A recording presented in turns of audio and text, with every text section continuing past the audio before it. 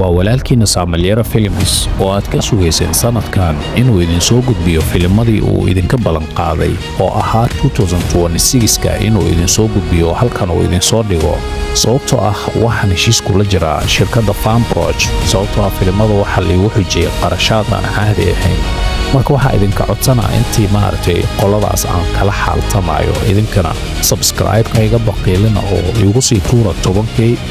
subscribe adeena ugu mahadsantiin daawashada daawataan muuqaalada aan soo geliyo waan idinkaga mahadcelinayaa waxaan idinkaga baahanahay garab idinka ayaa garab isiin karo anna waxa ay ugu ballanaa qarashaadkaasi inaan bixiyo oo filmadana idin soo gudbiyo